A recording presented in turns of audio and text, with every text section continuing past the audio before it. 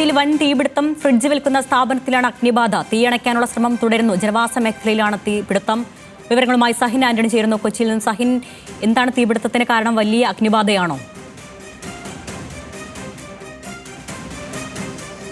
അരുണ്യ, വലിയ തീപിടുത്തമാണ് ഉണ്ടായിരിക്കുന്നത്. വലിയ ഒരു ഗോഡൌൺ, സെക്കൻഡ് ഹാൻഡ് ഫ്രിഡ്ജുകൾ വിൽപ്പന നടത്തുന്ന ഗോഡൌണിലാണ് തീപിടുത്തം ഉണ്ടായത്. ഈ ഫോർട്ട് കൊച്ചിയിലെ ജനവാസ മേഖലയാണ്, ആളുകൾ തിങ്ങിപ്പാർക്കുന്ന ഇടമാണിത്.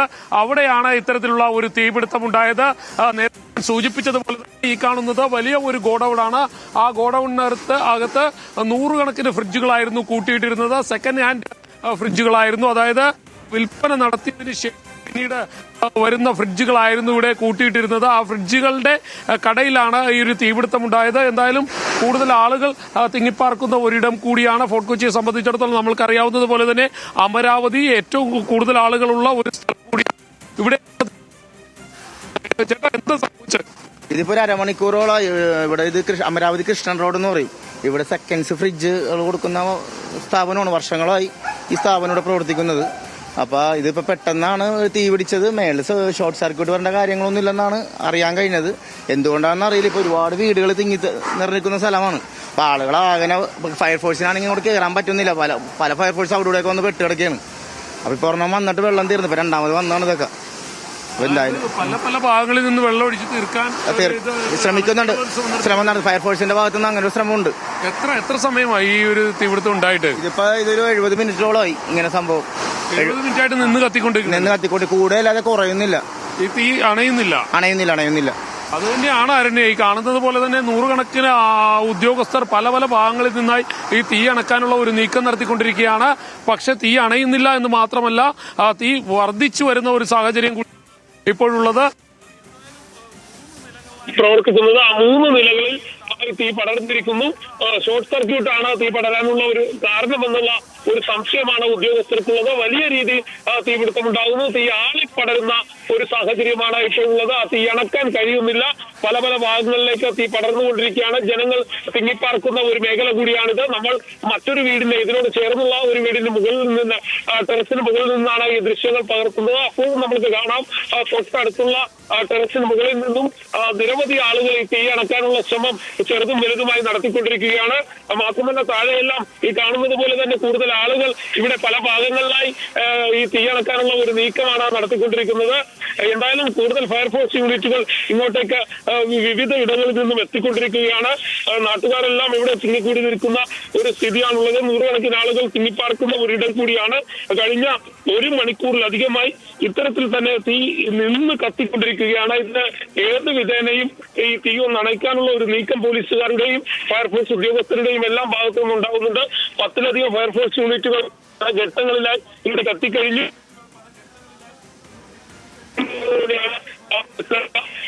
തീ അണക്കാനുള്ള ഒരു നീക്കം നടന്നുകൊണ്ടിരിക്കുന്നത്. വലിയ രീതിയിൽ ഫോർട്ട് കൊച്ചിയിലാണ് വൻ തീപിടുത്തം. സെക്കൻഡ് ഹാൻഡ് ഫ്രിഡ്ജുകൾ വിൽക്കുന്ന സ്ഥാപനത്തിലാണ് അഗ്നിബാധ ഉണ്ടായത്. ഏതാണ്ട് 70 മിനിറ്റിലധികമായി തീ കത്തിക്കൊണ്ടിരിക്കുകയാണെന്നാണ് അവിടെ നിന്നുള്ളവരുടെ ഒരു പ്രതികരണം. ജനവാസ മേഖല കൂടിയാണിത്. കൂടുതൽ ഫയർഫോഴ്സ് യൂണിറ്റുകൾ സ്ഥലത്തെത്തി തീ അണയ്ക്കാനുള്ള ശ്രമം നടത്താൻ ശ്രമിക്കുകയാണ്.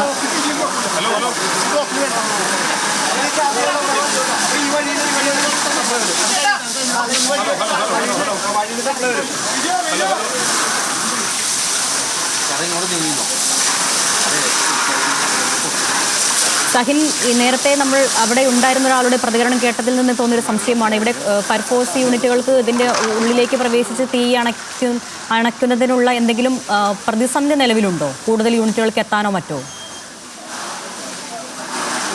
വലിയ പ്രതിസന്ധി തന്നെയാണ്. കെട്ടിടത്തിന്റെ പല ഭാഗങ്ങളും ഇടിഞ്ഞ് താഴേക്ക് വീണുകൊണ്ടിരിക്കുന്നുണ്ട്. അതുകൊണ്ട് തന്നെ ഉദ്യോഗസ്ഥർക്ക് അകത്തേക്ക് പല ഘട്ടങ്ങളിൽ പ്രവേശിക്കാൻ കഴിയുന്നില്ല. പക്ഷെ അവരെ സാഹസികമായി തന്നെ അകത്തേക്ക് പല ഉദ്യോഗസ്ഥരും പ്രവേശിച്ചുകൊണ്ടിരിക്കുകയാണ്. അവരെ വലിയ രീതിയിൽ സാഹസികമായി തന്നെ ഈ കാണുന്നത് പോലെ ദൃശ്യങ്ങളിലൊക്കെ കാണിച്ചു കൊടുക്കാൻ കഴിയും. ഉദ്യോഗസ്ഥർ അകത്തേക്ക് കയറാനുള്ള ഒരു നീക്കം നടത്തിക്കൊണ്ടിരിക്കുകയാണ്. പഴയ സെക്കൻഡ് ഹാൻഡ് ഫ്രിഡ്ജുകൾ വിൽക്കുന്ന ഒരിടം കൂടിയാണിത്. ഈ സെക്കൻഡ് ഹാൻഡ് ഫ്രിഡ്ജുകൾ വിൽക്കുന്ന ഇടം ഇവിടെ കൃത്യമായി പ്രവർത്തിച്ചിരുന്നോ എന്നുള്ളത് സംബന്ധിച്ചൊന്നും ഇപ്പോൾ പറയാൻ കഴിയില്ല. പക്ഷേ ആളുകൾ തിങ്ങിപ്പാർക്കുന്ന ഒരിടം കൂടിയാണ്. എന്താണ് ഇത് സംഭവിച്ചത്? എന്താണ് സംഭവിച്ചതെന്ന് കൃത്യമായി നമുക്ക് മനസ്സിലാക്കേണ്ടിയിരിക്കുന്നു. പെട്ടെന്നാണ് ഇങ്ങനെ ശബ്ദം വന്നതും ഈ തീ ആളിയതും. അപ്പോൾ തന്നെ നാട്ടുകാരെല്ലാം കൂടി നമ്മളെല്ലാം ഫയർ എഞ്ചിനെ വിളിച്ചു. MLA നന്നായി ഇടപെട്ടു. നമ്മുടെ ജില്ലാ അതിർത്തിയിലെ എല്ലാ ഫയർ എഞ്ചിനെയും വിളിച്ചു വരുത്തുന്ന സ്ഥിതിയുണ്ടായി. അപ്പോൾ തീ നന്നായി ആളിപ്പടരുകയാണ്. നമ്മുടെ അടുത്ത വീടുകളിലേക്ക് ഇത് പടരുമോ എന്നുള്ളൊരു ആശങ്കയിലാണ്. ആളുകളൊക്കെ മാറ്റിയിട്ടുണ്ട്. ഈ തൊട്ടടുത്തുള്ള ഇവിടുന്ന് സമയവാസികളുടെ അടുത്തുള്ള ഗ്യാസുകൾ കാര്യങ്ങളെല്ലാം മാറ്റിയിട്ടുണ്ട്. ആളുകളെയൊക്കെ തൊട്ടടുത്തേക്ക് മാറ്റി നിർത്തിയിട്ടുണ്ട്. അപ്പം എന്നാലും നമ്മളൊരു ആശങ്കയിലാണ്. ഫയർ എഞ്ചിൻ എല്ലാവരും നന്നായി പണിയെടുക്കുന്നുണ്ട്. പോലീസ് ഉൾപ്പെടെ എല്ലാവരും നല്ല കൃത്യമായി കൈകാര്യം ചെയ്യുന്നുണ്ട്. ഇതൊരു ഷോർട്ട് സർക്യൂട്ടാണ്. എന്താണ് കാരണം? അവരോട് ചോദിച്ചപ്പോൾ ഷോർട്ട് സർക്യൂട്ട് ആണെന്നല്ല പറഞ്ഞത്. അപ്പുറത്തെ സൈഡിൽ നിന്ന് എന്തോ തീ വന്നെന്നാണ് അതിൻ്റെ അവിടെ ഉണ്ടായിരുന്ന പണിക്കാരൊക്കെ പറഞ്ഞത്. എന്താണെന്നുള്ള വിശദമായി നമുക്ക് കൃത്യമായിട്ട് അറിയില്ലല്ലോ. തീ ആളിക്കൊണ്ടിരിക്കണേണ്, കുറയുന്നില്ല അല്ലേ? കുറയുന്നില്ല. അവിടെ തീ ആളാൻ തുടങ്ങിയപ്പോൾ അതിൻ്റെ അകത്തുണ്ടായ ഒരു പയ്യൻ അത് കിടത്താനുള്ള ശ്രമം നടത്തിയതാണ്. പക്ഷെ അപ്പോഴത്തേക്ക് അത് സ്പ്രെഡായി പോയി. കൂടിക്കൊണ്ടിരിക്കുകയാണ്. അത് നന്നായി കൂടിക്കൊണ്ടിരിക്കുകയാണ്. ഇപ്പൊ എന്തായാലും അത് തന്നെയാണ്. അകത്തേക്ക് കയറാനും പറ്റാത്ത ഒരു സ്ഥിതിയാണുള്ളത്. ഇത് എങ്ങനെയാണ് സാർ? എത്ര ഫയർഫോഴ്സ് യൂണിറ്റുകൾ വന്നിട്ടുണ്ട്? നമുക്ക് എങ്ങനെയാണ് ഇപ്പോഴത്തെ ഒരു അവസ്ഥ? യൂണിറ്റിന്റെ എണ്ണം കൃത്യമായിട്ട് അറിയാമെങ്കിൽ ഏകദേശം 6ഓളം ഫയർ യൂണിറ്റുകൾ ഒരേ സമയത്ത് തന്നെ, കൂടാതെ ഫ്ലോട്ട് പമ്പും വർക്ക് ചെയ്യുന്നുണ്ട്. അകത്തേക്ക് കയറാൻ പറ്റുന്നില്ല. എന്താ ഇപ്പോൾ തടസ്സമായിട്ട് നിൽക്കുന്നത്? അവിടെ തീയുടെ കാഠിന്യം തന്നെയാണ് അകത്തോട്ട് കയറാൻ ബുദ്ധിമുട്ട്.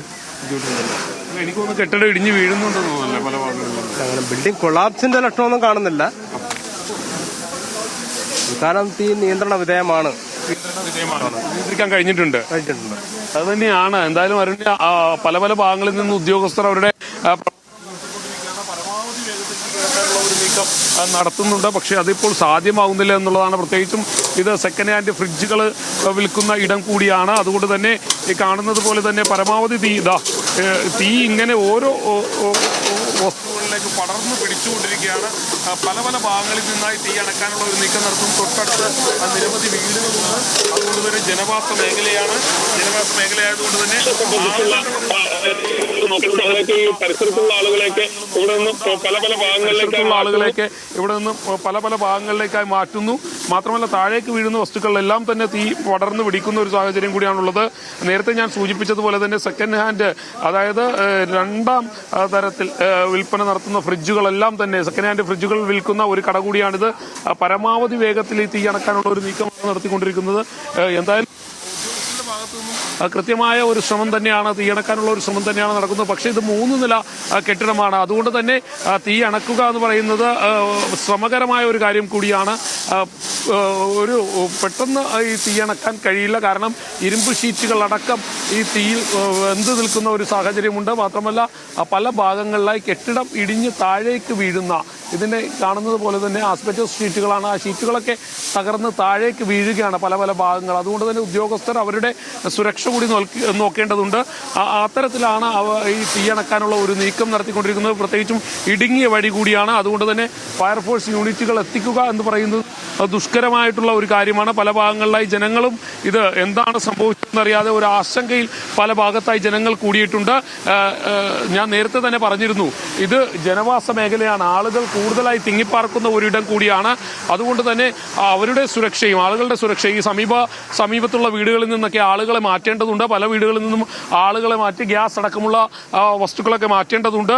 അതുകൊണ്ട് അതെല്ലാം മാറ്റാനുള്ളൊരു നീക്കം നാട്ടുകാരുടെയും ഒപ്പം തന്നെ ഫയർഫോഴ്സിന്റെയും എല്ലാം അതിവേഗത്തിലുള്ള പ്രവർത്തനമാണ് ഇപ്പോൾ നടന്നുകൊണ്ടിരിക്കുന്നത്. പക്ഷെ തീ പല ഭാഗങ്ങളിലായി ഇപ്പോഴും പടർന്നു പിടിച്ചുകൊണ്ടിരിക്കുകയാണ്. തീ അണക്കാനുള്ള ഒരു നീക്കം നടത്തുമ്പോഴും പല ഭാഗങ്ങളിലായി ഫയർഫോഴ്സ് വെള്ളം ഉപയോഗിച്ചുകൊണ്ട് തീ അണക്കാനുള്ള ഒരു നീക്കം നടത്തുമ്പോഴും പക്ഷെ അത് ഒരു പറയുന്നത് പോലെ സുഖകരമായി നടക്കുന്നില്ല എന്നുള്ളതാണ്. ഈ തീ ഏറെക്കുറെ 1.5 മണിക്കൂറോളമായി ഇപ്പോൾ തീ പടർന്നു പിടിക്കാൻ തുടങ്ങിയിട്ട് ആ തീ അണക്കുക എന്നുള്ളതാണ് ഉദ്യോഗസ്ഥരെ സംബന്ധിച്ചിടത്തോളം ശ്രമകരമായി നിൽക്കുന്ന. ഒന്നാമത്തെ താഴത്തെ നിലയിലെ തീ അണക്കാൻ ഏറെക്കുറെ കഴിഞ്ഞിട്ടുണ്ടെങ്കിലും മുകളിലേക്ക് തീ പടർന്നു പിടിക്കുകയാണ്. മാത്രമല്ല ഇത് ഒരു എൽ ഷേപ്പിൽ കിടക്കുന്ന ബിൽഡിംഗ് ആണ്. എൽ ഷേപ്പിലാണ് ഈ ബിൽഡിംഗ് നിൽക്കുന്നത്. അതുകൊണ്ട് തന്നെ പല ഭാഗങ്ങളിൽ നിന്ന് ഈ തീ അണക്കേണ്ടതുണ്ട്. മാത്രമല്ല പൊട്ടിത്തെറികളും അങ്ങനെ പല രീതിയിലുള്ള ഇത് തീ അണക്കാനുള്ള ഒരു നീക്കം പല ഭാഗങ്ങളിൽ നിന്നും നടന്നുകൊണ്ടിരിക്കുകയാണ്. എന്തായാലും ശ്രമകരമായിട്ടുള്ള ഒരു കാര്യം കൂടിയാണ് ഈ ഫ്രിഡ്ജൊക്കെ. ഇതൊക്കെ അവിടെ നിന്നും ഇറക്കി പുറത്തേക്ക് വെച്ച ഫ്രിഡ്ജുകളാണ് ഈ കാണുന്നതൊക്കെ. ഇത്തരത്തിലുള്ള ഫ്രിഡ്ജുകളായിരുന്നു ഏറെക്കുറെ ഇവിടെ വിൽപ്പന നടത്തിയിരുന്നത്. ആ ഫ്രിഡ്ജുകളെല്ലാം തന്നെ തീ പിടിച്ചിരിക്കുകയാണ്. പല ഭാഗങ്ങളിലായി തീ പിടിച്ചിരിക്കുന്നു. ആ ഫ്രിഡ്ജുകൾക്കാണ് ഈ തീപിടുത്തമുണ്ടായത്. അതുകൊണ്ട് തന്നെ ഈ പെട്ടെന്ന് ഗ്യാസ് നിറച്ചിട്ടുള്ള പല ഭാഗങ്ങളുമുണ്ട്. അതുകൊണ്ട് തന്നെ പൊട്ടിത്തെറിയും ഉണ്ടാകുന്നുണ്ട്. പല ഭാഗങ്ങളിലായി പൊട്ടിത്തെറിക്കുന്നുണ്ട്. മാത്രമല്ല ഈ ജനങ്ങളെ ഇവിടെ നേരത്തെ ഞാൻ സൂചിപ്പിച്ചിരുന്നു, ചുറ്റുപാടും ജനവാസ മേഖലയാണ്. ആളുകൾ തിങ്ങിപ്പാർക്കുന്ന ഒരിടം കൂടിയാണ്. അതുകൊണ്ട് തന്നെ ആളുകളെ ഇവിടെ നിന്ന് മാറ്റണം. ഇതാ കാണുന്നത് പോലെ അങ്ങേ അറ്റത്ത് നിന്നാണ് ഓരോ ഫയർഫോഴ്സ് യൂണിറ്റുകൾ ഇങ്ങോട്ടേക്ക് എത്തേണ്ടത്. ഇത് ചെറിയ റോഡാണ്, ഇടവഴിയാണ്. അതുകൊണ്ട് തന്നെ വാഹനം കയറ്റുക എന്ന് പറയുന്നത് വലിയ പ്രയാസം നിറഞ്ഞ ഒരു കാര്യം കൂടിയാണ്. വാഹനം പെട്ടെന്ന് ഇതിനകത്തേക്ക് എത്തിക്കുക എന്ന് പറയുന്നത് ഒരു പ്രയാസം നിറഞ്ഞ കാര്യമാണ്. അതുകൊണ്ട് തന്നെ പരമാവധി വേഗത്തിൽ ഉദ്യോഗസ്ഥരുടെയും നാട്ടുകാരുടെയും എല്ലാം സഹകരണത്തോടെയും സഹായത്തോടും കൂടിയാണ് വാഹനങ്ങൾ ഇങ്ങോട്ടേക്ക് എത്തിക്കുന്നത്. ചുറ്റുപാടും വീടുകളുണ്ട്. ഓരോ വീട്ടിലും ആളുകൾ അവരെല്ലാം ആശങ്കയിലാണ്. ആളുകളൊക്കെ പുറത്തേക്ക് ഇറങ്ങി നിൽക്കുന്ന ഒരു സാഹചര്യമാണുള്ളത്. ചുറ്റുപാടും വീടുകളാണ്. നേരത്തെ ഞാൻ പറഞ്ഞതുപോലെ തന്നെ ഈ കെട്ടിടം ഒരു എൽ ഷേപ്പിൽ കിടക്കുന്ന കെട്ടിടമാണ്. 3 നില കെട്ടിടമാണ്. ആ കെട്ടിടത്തിന്റെ തീ അണക്കാനുള്ള ഒരു നീക്കം അത് ഇപ്പോഴും തുടർന്നുകൊണ്ടിരിക്കുന്നു. ഈ ചേട്ടാ ഇവിടുത്തെ പരിസരവാസിയൊക്കെ തന്നെയാണോ? ഇത് എത്ര നേരം ചേട്ടാ ഈ തീ ഇങ്ങനെ? 1.5 മണിക്കൂറായി. 1.5 മണിക്കൂർ. എന്താ സംഭവിച്ചെന്ന് പറയുന്നത് അത് കൃത്യമായിട്ട് ആർക്കും അറിയില്ല. നിങ്ങളൊക്കെ ഈ തീ കണ്ട് ഓടിയെത്തിയ ആളുകളാണ്. അത് തന്നെയാണ് ഇവരെല്ലാവരും ഈ തീ കണ്ട് വന്ന മനുഷ്യരാണ്. എന്താണ് ഇത് സംഭവിച്ചിരിക്കുന്നത്? ഒരു ഷോർട്ട് സർക്യൂട്ടാണോ അല്ലെങ്കിൽ മറ്റെന്തെങ്കിലും രീതിയിൽ സംഭവിച്ചതാണോ എന്നൊന്നും ആർക്കും ഇപ്പോൾ പറയാൻ കഴിയില്ല എന്നുള്ളതാണ്. എന്താ ഇത് സംഭവിച്ചേക്കണ? എന്താണ് തന്നെ കത്തുപിടിച്ചതാണിത്. ഒരു 1.5 മണിക്കൂറായിട്ടുണ്ടാവും. 1.5 മണിക്കൂറായിട്ട് കത്തിക്കൊണ്ടിരിക്കുകയാണ്. നിന്ന് കത്തിക്കൊണ്ടിരിക്കും. അതുപോലെ ഫയർ എഞ്ചിന് ഒരെണ്ണേ ഉള്ളൂ എന്നാണ് ഇവർ പറയുന്നത്.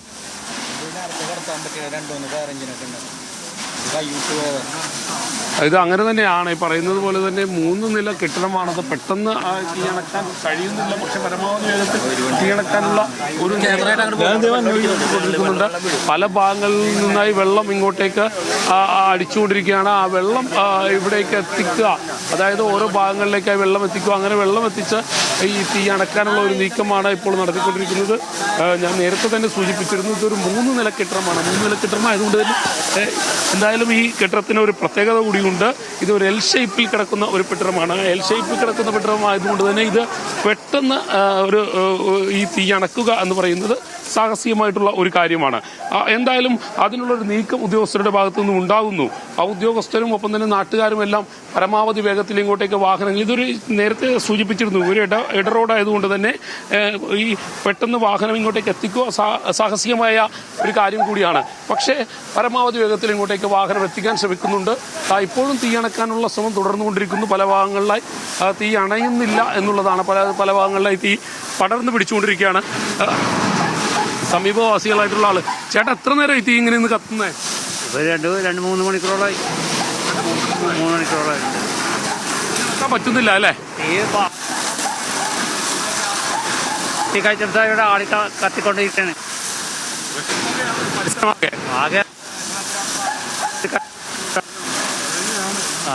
ഇങ്ങനെ നിറഞ്ഞിരിക്കണേ. ശ്വാസം മുട്ടുണ്ടാകുന്ന ആളുകളെയൊക്കെ സംബന്ധിച്ചിടത്തോളം വലിയ ബുദ്ധിമുട്ട് നിറഞ്ഞൊരു കാര്യം കൂടിയാണിത്. എന്തായാലും പരമാവധി വേഗത്തിൽ തീ അണക്കാനുള്ള ഒരു നീക്കം തന്നെയാണ് നടത്തിക്കൊണ്ടിരിക്കുന്നത്.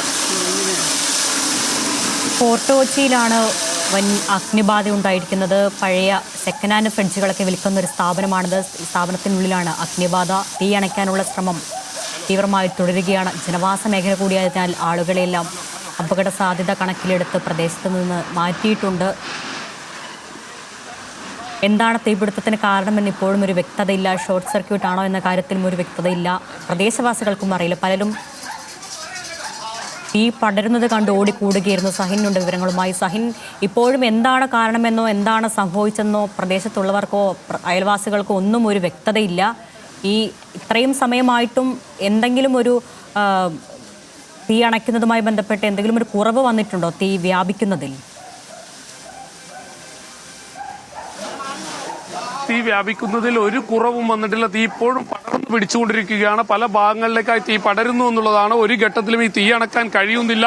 പല ഭാഗങ്ങളിലേക്ക് ഈ തീ വ്യാപിക്കുന്നു. ഒപ്പം തന്നെ നേരത്തെ സൂചിപ്പിച്ചതുപോലെ തന്നെ കെട്ടിടത്തെ ആസ്പെറ്റോസ് ഷീറ്റാണ് പല ഭാഗങ്ങളിലും ഉള്ളത്. അതുകൊണ്ട് തന്നെ ഈ ഷീറ്റ് അടക്കം പൊളിഞ്ഞ് താഴേക്ക് വീഴുന്നുണ്ട്. അതുകൊണ്ട് തന്നെ ഒരു അപകട സാധ്യത തള്ളിക്കളയാൻ കഴിയുകയില്ല. ചുറ്റുപാടും വീടുകളാണ്, ചെറിയ വീടുകളാണ് ഇവിടെ ചുറ്റുപാടുമുള്ളത്. അതുകൊണ്ട് തന്നെ ഈ വീട്ടുകാരെല്ലാം ഇവിടെ നിന്ന് മാറ്റണം.